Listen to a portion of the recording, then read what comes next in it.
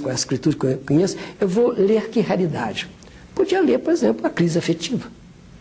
Podia ler, por exemplo, a realidade matrimonial. Podia. Né? O que Deus diria disso? Nós preferimos, e a teologia de libertação quer ler os problemas sociais, os conflitos, a pobreza, a situação do pobre, como é que nós podemos colocar essa teologia a serviço de um processo de libertação, como é que o próprio pobre pode, ele, em crendo, se libertar e não ser alienado. Quando Marx diz que a religião é o ópio do povo, nós dizemos o contrário, a religião é o processo transformador. Então, transformar o que Marx diz no contrário, por isso eu costumo dizer ironicamente, os maiores adversários de Marx são os teólogos da libertação. Porque eles querem dizer exatamente o contrário de Marx. A fé não é alienadora, a fé é para compromisso. É o contrário que Marx pensava. A fé é para alienar. Os conservadores que são marxistas, porque são os que confirmam Marx. Porque prega uma fé conservadora, alienadora, e Marx tem razão. A religião, nós dizemos o contrário. A fé é para transformar. Então Marx ficaria tristíssimo conosco. Porque vocês estão atrapalhando a minha tese. Os conservadores são ótimos, porque eles provam a minha tese. Levam o pessoal tudo para a igreja, procissão, etc. E vocês não, levam para a luta, para o compromisso, vocês estragam a minha tese. Por isso eu brinco ironicamente, nós somos os maiores inimigos desse marxismo ópio do povo. Agora estamos em comunhão com eles, em compromisso com os pobres. E perguntar como é que o projeto de Deus nasce aí dentro. E como nós vamos trabalhar para que essas pessoas adquiram sua dignidade, possam viver, olhar no rosto do outro, né? E não sentirem-se humilhados, abatidos. Então é uma fé que vem ressuscitar as pessoas. Então é esse tipo de teologia que nós queremos praticar. E praticamos. Eu considero o livro do Gustavo Gutierrez como um livro programático.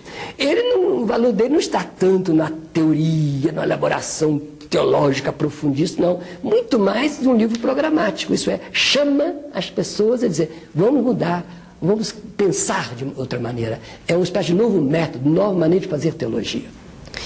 Ele começa a dizer, a teologia pode ser sabedoria, pode ser conhecimento, e ela pode ser uma reflexão crítica sobre a ação do cristão que transforma o mundo. Então ele quer pegar esse terceiro tipo de teologia. Fazer uma reflexão, portanto eu vou pensar, crítica, eu vou ponderar, ver os aspectos positivos e negativos, de quê? Das práticas dos cristãos e dos não cristãos envolvidos na transformação de uma realidade de opressão para uma realidade de libertação. Essa é a tese fundamental. Portanto, ela parte de práticas concretas, organizações do povo, práticas de libertação, podemos pegar o MST, posso fazer uma reflexão teológica sobre o MST, sobre as comunidades de base. Agora, como eu vejo aí um processo libertador e o que papel a fé pode ter nesse processo, iluminando as pessoas, motivando, e muitas vezes tirando preconceitos, Deus que faz, porque para muitos uma concepção mágica de Deus leva à inação. A gente reza para que Deus mude a realidade. Então, os dominadores ficam felicíssimos, porque ele continua dominando. Então a teologia de libertação diz, não, esta compreensão de Deus está errada. É compreensão de Deus. Nós percebemos que muitas compreensões de Deus, de Jesus, dos santos, etc., que são muito comuns, elas atravancam o processo libertador. Então a teologia tem que desatravancar. De tal maneira que um teólogo da libertação famoso do Uruguai, chamado Juan Luis II, ele diz, nós temos que fazer também uma libertação da teologia.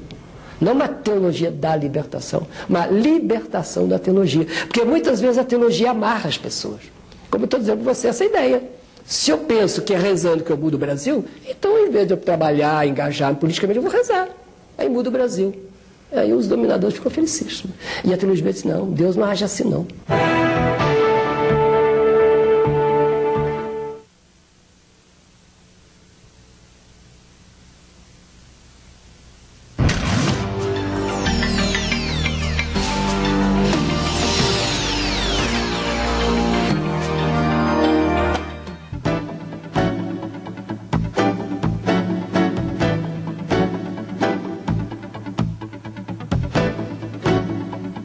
Toda a elite conservadora brasileira se opôs radicalmente contra a teologia de libertação, claro.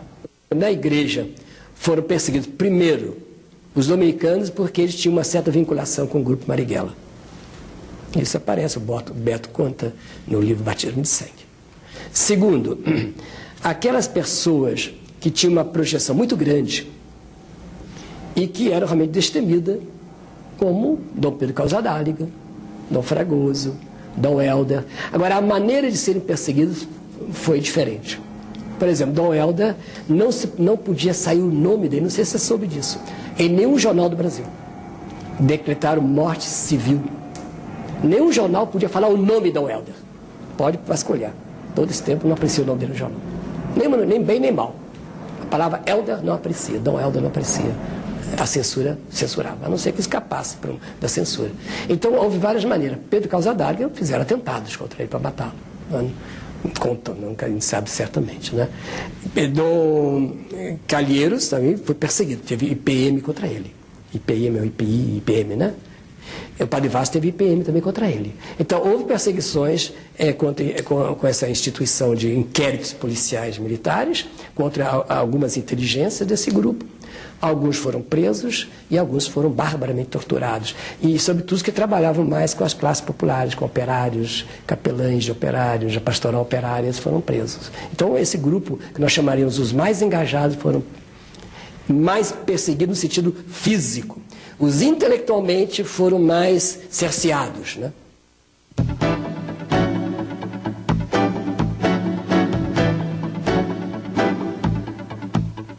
Beto está diretamente, pessoalmente envolvido. Ele era encarregado da pastoral operária de Santo André, no ABC. Santo André quer dizer que ele atingiu, e ali que estava. Ele depois amigo pessoal do Lula, independente da política, independente do presidente Lula. Quando Lula ficou viúvo, naquele momento assim, de crise, certo? Perdeu a esposa no parto, né? Uma coisa muito dolorosa. Beto foi um grande arrimo espiritual, humano, e, sem dúvida, uma das pessoas, se não a pessoa em que Lula mais confia como pessoa, né? A JOC, isso é, a Juventude Operária Católica, nunca desapareceu. Ela continuou com o seu trabalho. A PO, a Pastoral Operária, nunca desapareceu, mesmo durante a repressão. Então, ela continuou. Então, esses núcleos continuaram vivos. Então, eles levantavam sua cabecinha, abaixavam, levantavam sua cabecinha. E quando, no momento em que começam a explodir as greves, aí aparece um pouco. Agora, por trás das greves, aí sim, há uma coisa importante, estavam as comunidades eclesiais de base. Isto é, eram comunidades populares, muitas vezes até rurais ou semi-rurais, ou pessoas que vieram do campo a morar nas periferias da cidade, que deram suporte, até de comida para os operários, que passaram um mês sem ganhar, sem poder ter nada. E aí essas comunidades se ajuntavam, faziam coletas, traziam alimentos, etc. E essas comunidades de base infiltraram-se por todo o Brasil. E aí começa um pouco a entrada de líderes de igreja na política. E o partido, quando fundaram o PT, claro, o partido de maior sintonia era o PT. Então a maioria, mas entraram também outros partidos. Porque em alguns lugares, até por razões outras, até perfeito tinha gente, porque às vezes é um político bom, etc. Que lá, porque o Brasil sabe o que é, né?